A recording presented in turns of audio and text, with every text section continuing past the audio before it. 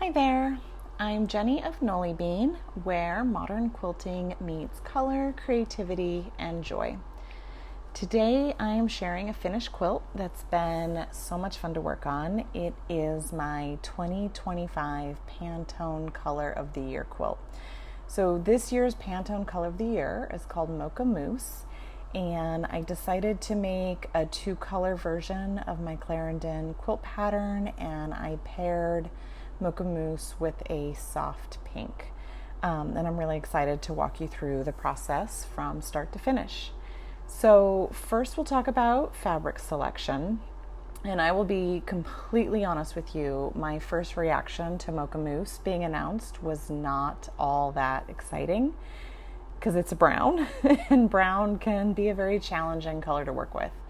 But when I really started playing around with fabric options, I zeroed in on Kona cotton in suede as what I felt was the closest match to Pantone's Mocha Mousse. And Kona in suede is actually a really pretty medium brown, and it has some pink undertones to it. So from there, I decided to pull together 8 shades of pink to go with that undertone, and then 8 shades of brown to keep things interesting without straying too far from that two-color color scheme I was going for.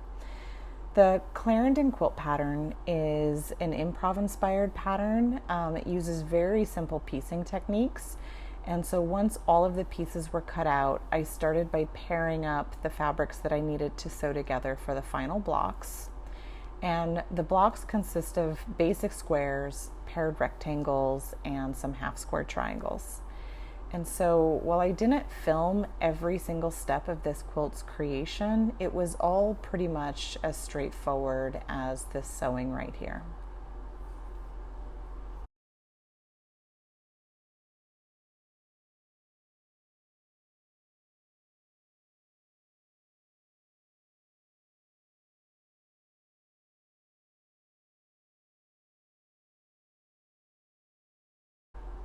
And once all of the blocks were sewn, it was time to get them up on the design wall.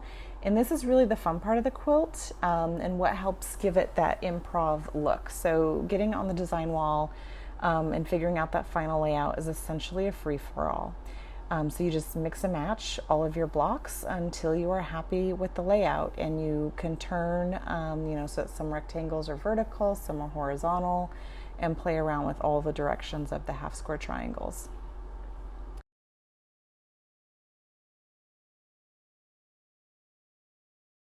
So once I was happy with the final layout, I sewed all of the rows together and then sewed the completed rows to one another. And for this particular quilt, I do love using net piecing to piece together the quilt top to save a little bit of time.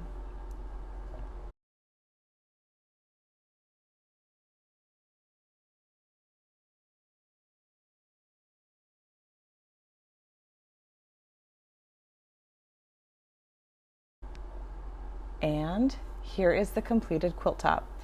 And now it's time to decide on how to quilt it. So for this one, my stepmom quilted it on her long arm machine, and we selected a simple curvy pantograph for this quilt, so it's edge to edge quilting, and we felt this design complemented the very straight lines of the quilt top. And we went with some looser quilting, which is my personal favorite because it helps keep the quilt more flexible and cozy once we actually start using it. Once it was quilted, it was time to make and attach the binding. I selected pink backing fabric for this quilt that I had been hoarding for quite a while that I thought was a good match. And so then I used Kona in suede for the binding to really represent this color of the year quilt. And as a bonus, I realized my nail color matched the quilt binding perfectly. Once the binding was finished, it's time to first attach it to the front of the side of the quilt.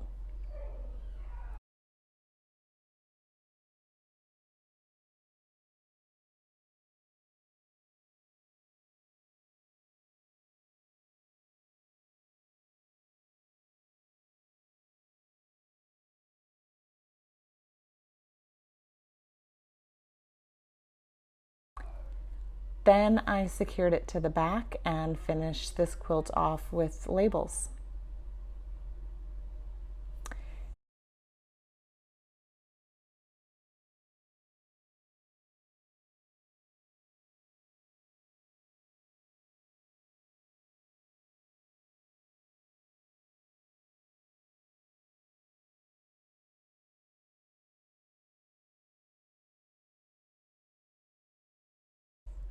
And here is the fully finished quilt. I really like how it turned out.